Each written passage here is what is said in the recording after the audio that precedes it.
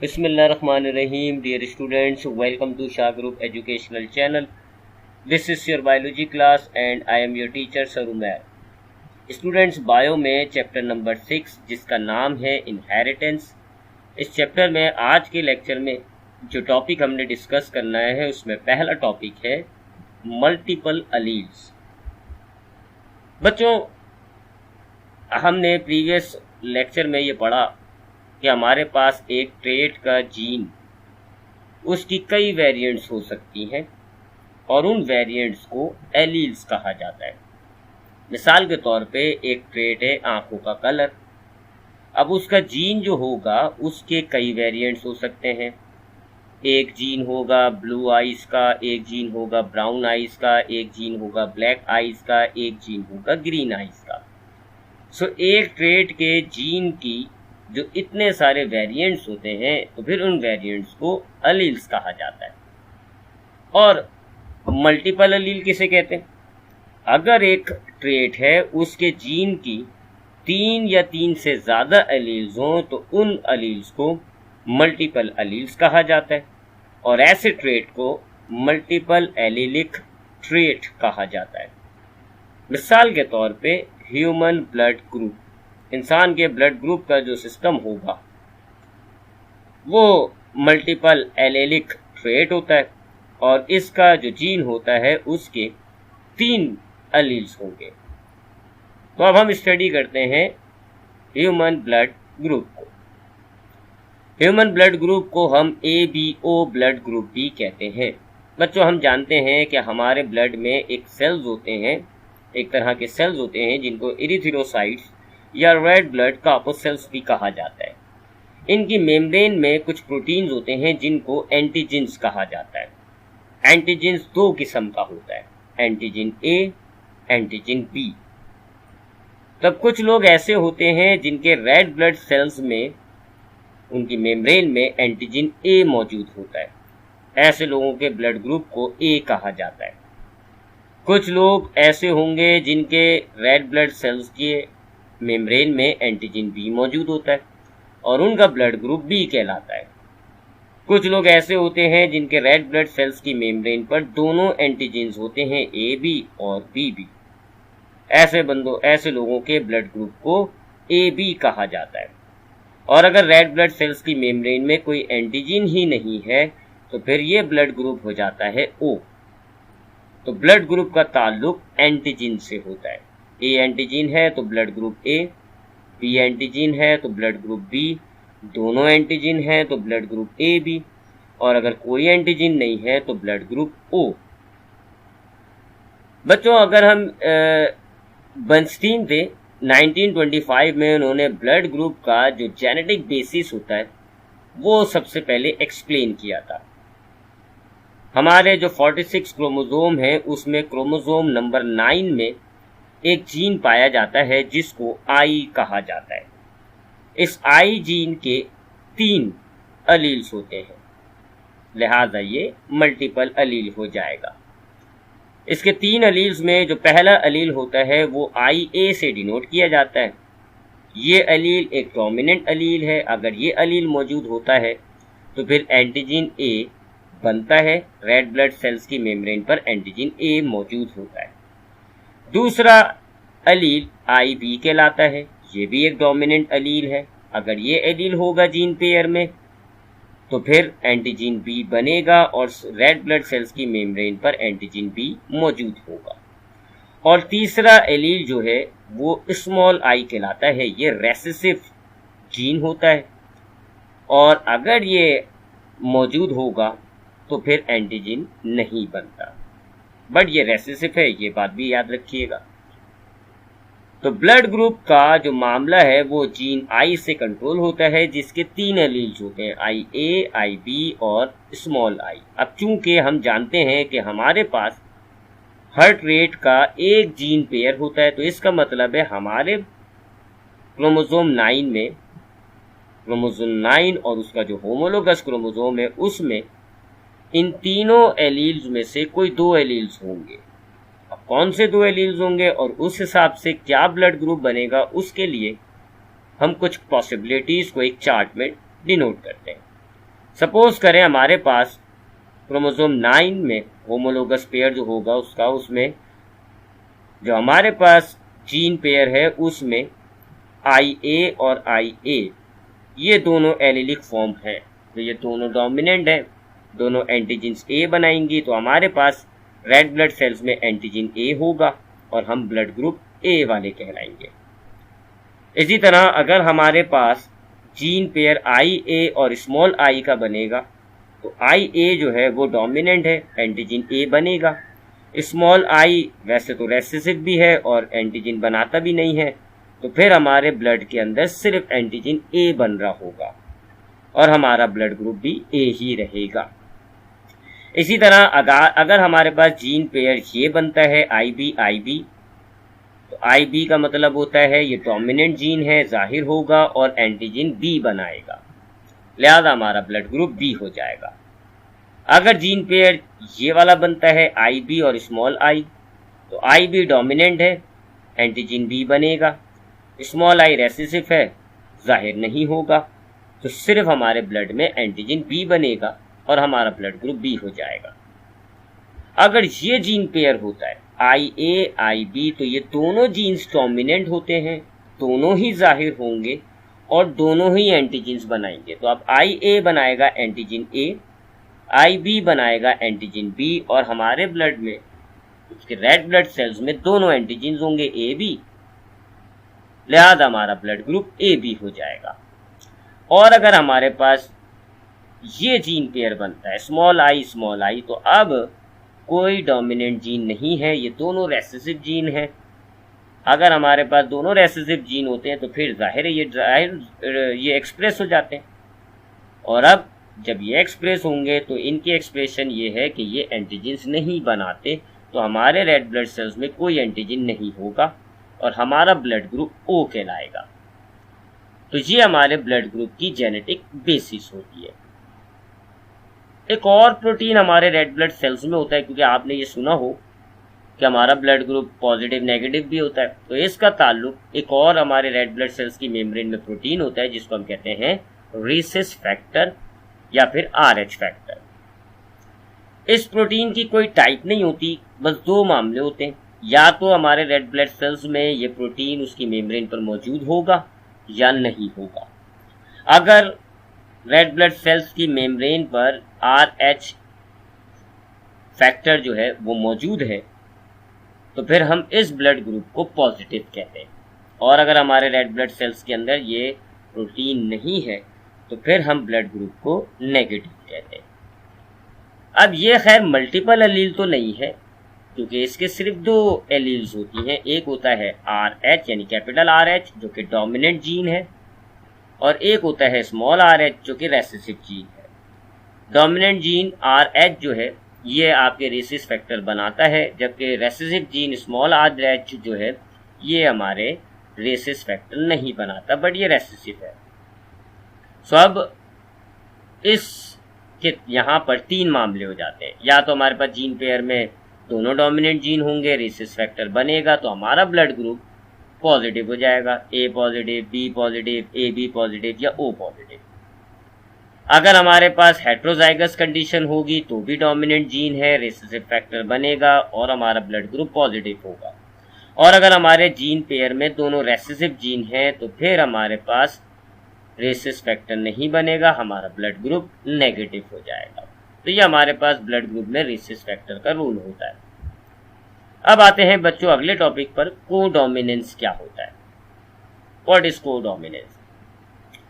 देखिए हमने law of complete dominance पढ़ा, जिसके मुताबिक अगर हमारे पास जीन पेयर में हेट्रोजाइगस कंडीशन हो, यानी कि जीन पेयर के दोनों एलील्स डिफरेंट हो, तो एक जाहिर हो जाता है, एक दबा रह जाता है।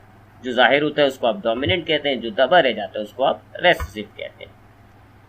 सो इस बात को अगर हम जहन में रखें कि हेट्रोजाइगस कंडीशन में एक जीन जाहिर होता है, डोमिनेंट कहलाता है, और दूसरा जाहिर नहीं होता, रेसेसिव कहलाता है, इस बात को अगर हम जहन में रखें तो ब्लू आइज और ब्राउन आइज ये एक ट्रेट हम ले रहे हैं। इसमें ब्लू आइज ब्लू जो है वो रेसेसिव होता है, लिहाजा ब्लू आई के जीन पेयर को स्मॉल बी से डिनोट किया जाएगा जीन को, जबकि ब्राउन जो है वो एक डोमिनेंट करेक्टर है, लिहाजा इसके जीन को हम कैपिटल बी से डिनोट करेंगे। सो अगर हमारे पास ये जीन पेयर है यानी कैपिटल बी स्मॉल बी, तो ये एक हेट्रोजाइगस कंडीशन है। इसमें कैपिटल बी यानी ब्राउन जो है वो एक्सप्रेस हो जाएगा, स्मॉल बी जो है वो एक्सप्रेस नहीं होगा, वो रेसेसिव रहेगा। तो हमारे पास अगर ये जीन पेयर होगा तो फिर आंखों का कलर ब्राउन होगा। ये हमने लॉ ऑफ कंप्लीट डोमिनेंस में पढ़ा कि अगर हमारे पास हेट्रोजाइगस कंडीशन है तो एक जीन जाहिर होता है, एक जीन दबा रह जाता है। तो इस हेट्रोजाइगस कंडीशन में ब्राउन जाहिर हो गया, ब्लू जो है वो जाहिर नहीं हुआ। बट ये हर जगह ऐसा मामला नहीं होता, एक डिफरेंट केस भी होता है। मिसाल के तौर पे हमारे पास एक रेड फ्लावर है, एक हमारे पास वाइट फ्लावर है। रेड फ्लावर का जीन पेयर कैपिटल आर ले लिया हमने, जबकि वाइट फ्लावर का जीन पेयर स्मॉल आर ले लिया। अब लॉ ऑफ सेग्रीगेशन के मुताबिक गैमेट्स बनेंगे। गैमेट्स जब फर्टिलाइज होंगे तो हमारे पास F1 जनरेशन में जो जीन पेयर बनेगा वो होगा कैपिटल आर स्मॉल आर। ये हेट्रोजाइगस हो गया। इस हेट्रोजाइगस के अंदर रेड फ्लावर का जीन भी आ रहा है और वाइट फ्लावर का भी जीन आ रहा है, ठीक है। तो एक हेट्रोजाइगस कंडीशन जिसमें हमारे पास फ्लावर के कलर के दो अलील्स हैं, एक अलील है रेड कलर का, एक अलील है वाइट कलर का। लॉ ऑफ कंप्लीट डोमिनेंस के मुताबिक इनमें से एक को जाहिर होना है, दूसरे को जाहिर नहीं होना। बट बाज़ औक़ात कुछ केसेस के अंदर ये दोनों जाहिर हो जाते हैं, कोई डोमिनेंट नहीं रहता इनमें, कोई रेसेसिव नहीं होता, दोनों जाहिर हो जाते हैं। फ्लावर में कुछ पेटल्स रेड कलर की बन जाएंगी, कुछ पेटल्स वाइट कलर की बन जाएंगी। हेट्रोजाइगस कंडीशन के अंदर दोनों जीन्स एक्सप्रेस हो गए। अगर हमारे पास हेट्रोजाइगस कंडीशंस के अंदर दोनों जीन एक्सप्रेस हो जाएं तो इस फिनोमिना को कोडोमिनेंसी कहा जाता है, ठीक है। ये कंप्लीट डोमिनेंसी से डिफरेंट हो गया। कंप्लीट डोमिनेंसी में हेट्रोजाइगस कंडीशन में एक जीन एक्सप्रेस होता है, दूसरा एक्सप्रेस नहीं होता। कोडोमिनेंसी में हेट्रोजाइगस कंडीशन के अंदर दोनों ही जीन डोमिनेंट होते हैं और दोनों ही जीन एक्सप्रेस हो जाते हैं, तो इस फिनोमिना को कोडोमिनेंसी कहा जाता है। बच्चों जो आपने ब्लड ग्रुप का अभी माजरा समझा, ये भी कोडोमिनेंसी हुई, क्योंकि ब्लड ग्रुप के अंदर आपने देखा ए बी के अंदर हमारे पास जो जीन पेयर होता है वो होता है IA IB, दोनों डोमिनेंट होते हैं, दोनों एक्सप्रेस हो जाते हैं। IA जो है वो एंटीजन A बनाता है, IB जो है वो एंटीजन B बनाता है, तो वो भी कोडोमिनेंसी हो गई क्योंकि उसमें भी दोनों जीन एक्सप्रेस हो रहे हैं, कोई रेसेसिव नहीं है, दोनों डोमिनेंट है, ठीक है। तो ब्लड ग्रुप के अंदर AB ब्लड ग्रुप के अंदर हमारे पास दो अलील से IA IB दोनों एक्सप्रेस हुए और दोनों एंटीजेंस बना रहे थे AB और B, तो वो भी कोडोमिनेंसी की एक एग्जाम्पल है। अब आते हैं अगले टॉपिक पे, इनकम्प्लीट डोमिनेंसी क्या होती है। देखिए हमने देखा कि अगर हेट्रोजाइगस कंडीशन है तो दो मामले हो रहे हैं। हेट्रोजाइगस कंडीशन में या तो कंप्लीट डोमिनेंसी होगी, एक डोमिनेंट हो जाएगा जाहिर होगा, एक जाहिर नहीं होगा रेसेसिव होगा। जबकि दूसरा मामला कोडोमिनेंसी का है कि अगर हेट्रोजाइगस कंडीशन है तो दोनों ही जीन एक्सप्रेस हो जाते हैं और दोनों ही जीन का कैरेक्टर आपके पास जनरेशन में आ जाता है। लेकिन एक तीसरा मामला भी होता है जिसको हम कहते हैं इनकम्प्लीट डोमिनेंस। रेड फ्लावर हमारे पास है, व्हाइट फ्लावर हमारे पास है, रेड फ्लावर के जीन्स है RR, व्हाइट फ्लावर के जीन्स है स्मॉल r। गैमेट्स बनेंगे, फर्टिलाइजेशन होगी तो हमारे पास जाइगोट में जो जीन पेयर बनेगा वो होगा कैपिटल R स्मॉल r। अब ये एक हेट्रोजाइगस कंडीशन है। अगर इस कैपिटल R स्मॉल r में से एक जाहिर होता, एक दब जाता, सपोज करें रेड जाहिर हो जाता, व्हाइट दब जाता, हमारे पास जनरेशन में रेड फ्लावर बनता, तो फिर इसको कंप्लीट डोमिनेंसी कहते। अगर ये दोनों हेट्रोजाइगस के दोनों एलील जाहिर हो जाते, यानी रेड भी जाहिर हो जाता, व्हाइट भी जाहिर हो जाता, हमारे पास फ्लावर में मिक्स पेटल्स होती, रेड भी पेटल्स होती, व्हाइट भी पेटल होती, तो फिर इसको हम कोडोमिनेंसी कहते हैं। बट यहां पर क्या होगा, इनकम्प्लीट डोमिनेंसी में क्या होता है, हेट्रोजाइगस कंडीशंस में ये जो दोनों एलील्स होते हैं ये अब आपस में मिक्स होके एक नया कलर बना देते हैं, जो ना रेड होगा ना वाइट होगा बल्कि पिंक होगा। दोनों एक्सप्रेस नहीं हुए बल्कि दोनों मिक्स होकर एक नए एलेलिक फॉर्म ले आए। इसको इनकम्प्लीट डोमिनेंसी कहा जाता है। Phenomena of inheritance in which both alleles of a character blended to produce a new phenotype is called incomplete dominance। अब आते हैं आज के लेक्चर के सेक्शन ए एमसीक्यूज की तरफ। First MCQs, which antigen is present in blood group A B. Blood group A B में कौन सा एंटीजन होता है? दोनों एंटीजन होते हैं तभी ब्लड ग्रुप ए बी कह रहे हैं, सो आंसर हो जाएगा both of these. If the blood contain antigen B, antibody A and rhesus protein, then the blood group will be। अगर एक ब्लड के अंदर एंटीजन B है, एंटीबॉडी A है और रेसिस फैक्टर है तो फिर वो ब्लड ग्रुप क्या कहलाएगा? A positive, B positive, A negative या B नेगेटिव।